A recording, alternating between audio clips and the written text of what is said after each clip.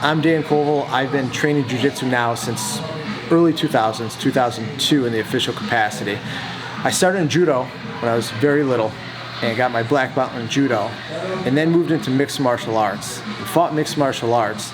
And the reason that I wanted to do Brazilian jiu-jitsu, as we all know it now, was for the sheer fact that it was the best way to be aggressive with the rest of your fighting style. Meaning, if you really wanted to fight MMA and you really wanted to compete, you wanted to strike and you wanted to be fearless with your takedowns. And the only way you really could do that was be able to fight off your back competently.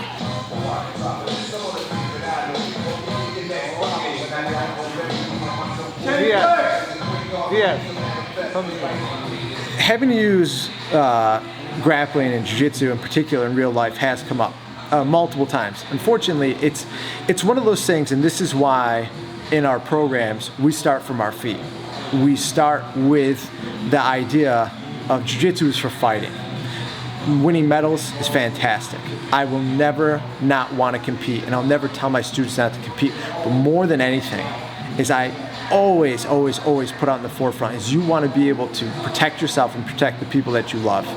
And it's unfortunate that those type of circumstances happen, but with the ability to be able to defend yourself with jiu-jitsu, you feel that much more comfortable going out to the real world. I've had multiple people over the years try to put hands on me. Living in New York City, it's the strangest thing. You would think no one would want to touch each other, but then for some odd reason, random people try to touch you.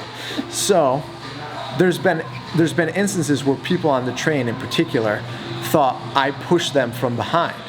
In discussing that with them, they thought that it was going to be a good idea to then grab a hold of me. Now, once they grab a hold of you, I don't care who you are or what the law says, you have a right to defend yourself. It's an inalienable right to defend yourself. So, by doing so, you get to introduce them to clinching, and you get to introduce them to knee on neck, more so than just knee on belly. Knee on neck is one of the best self-defense techniques there is. So things like that have come up over the time. And unfortunately, I was in a fight once where someone tried to use a knife, and I had to defend myself. We actually still have the knife to this day. He doesn't use his arm so well, from my understanding. I still got the scar, like over the top of this tattoo right here. You can see the white line right there. He got me, but he didn't like kill me with it. But yeah, it was his arm doesn't work so hot anymore, from my understanding. But we still have it. My game is really it's evolved over the years, and that's something I'm very happy with.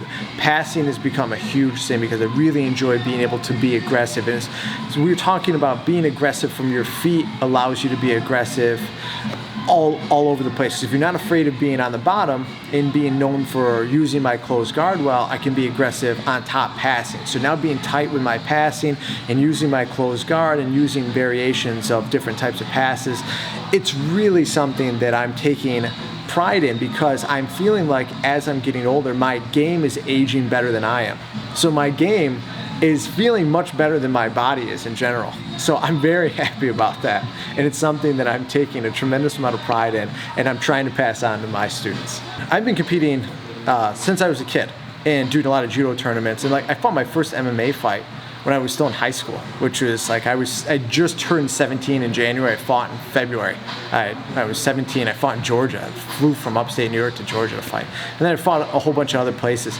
But competing in jiu-jitsu, all the IBJJF events, and no-gi pants, the New York Open, like things like that have been really, really helpful, and that's why I enjoy competing, even at a little older in age than most people that still try to be active, because I think competing gives you the opportunity to really refine what you're doing, your A game. That's the game that's going to save your life, right? And that's the game you're going to bring to the tournament. You hear a lot of people like, oh, I'm working on things, I want to test it out. Ultimately, if you really want to test something out, you have to do it against somebody that doesn't know what you're going to do, and they're trying as hard as possible to win in whatever context you're working in. So that's why jiu-jitsu tournaments and jiu-jitsu events in and of itself are great places to go. You can refine what you're doing. You can also bring that information back and teach your students and teach people that you're working with. The medals, whatever, they go in a box somewhere. That doesn't really help you. I don't have anything displayed from all the different stuff that I've won over the years. It doesn't do a lot, but the stuff that I've learned from competing really resonates with me, and it helps me become a better teacher and a better practitioner. So that's why I still and do compete.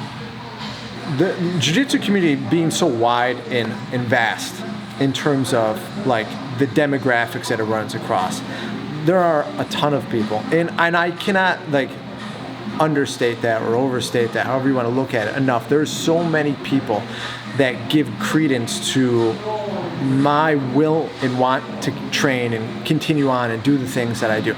I could go down the list of the people that everyone knows, that really, really the people everyone knows. There's a ton of people that really have been competitors that you're just like, man, these guys are just, really top notch. But I find it, the people that are working day to day, jobs they may not like, but they're doing it because maybe it allows them to train in the capacity they prefer. They're going to school still. They might have some kind of mental issue that they're dealing with, and jiu-jitsu is one of the only things that allows them to continue on and feel like a person that's getting somewhere in life. Because life in general, especially nowadays, like you're inundated with so many different things, just so many different things now, that doesn't make you feel like you're making any headway. But jiu-jitsu is just like you put on your gear, you put on your rash guards, you come in to train, and there's tangible evidence of you getting better, and there's things that you're working on, and there's people that are helping you, and people care whether or not you're there. And there is just such a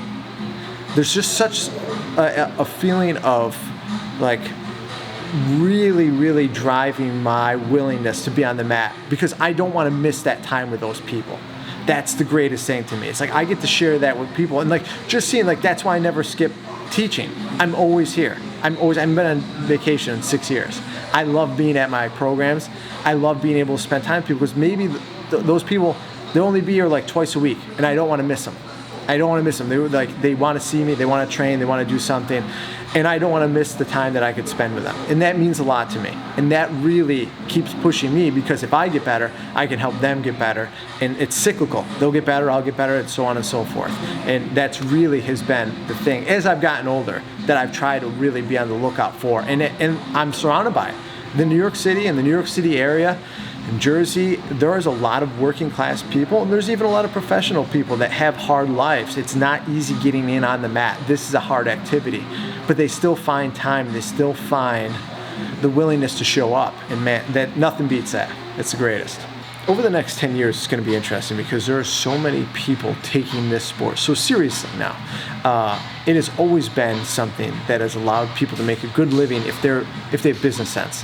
So the better practitioner you are, that allows you to grow your name on the mats, on the competition mats, allows you to be able to reach more people in capacity. So people are finding better ways. They're hiring strength coaches, they're hiring wellness coaches, they're hiring nutritionists, they're getting together with other grappling arts, specifically high Olympic level wrestling. Judo is big as well when it comes to grip fighting and stuff. They're getting in cross-training, as well as MMA athletes. They're bringing all these people in, and they're constantly getting different looks, so they can always be progressing and evolving.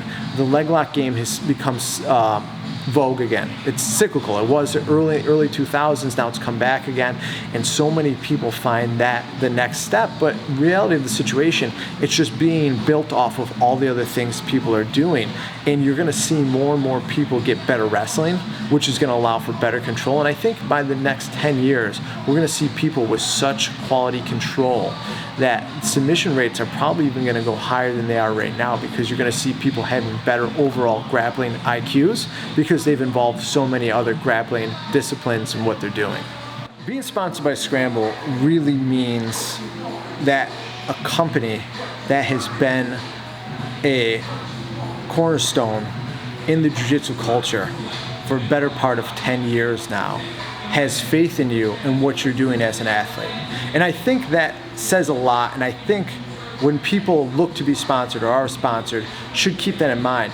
When a company puts their faith in you and they put your body and your name next to their brand, it should mean a tremendous amount to you, because what they're trying to do is keep pace with the sport, keep pace with the culture, trying to keep themselves relevant and vice versa, and you're trying to stay relevant with the company. So when someone like Scramble puts their faith in you and they allow you to represent them, it's the highest honor that you can get when it comes to being an athlete in this sport, because everyone knows without sponsorships, like, there's just really not a ton of residual awards going forward.